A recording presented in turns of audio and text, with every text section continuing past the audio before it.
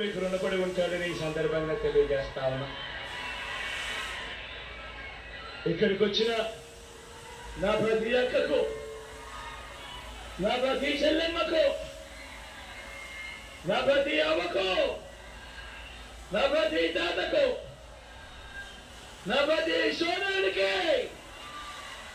నా ప్రతి స్నేహితుడికి,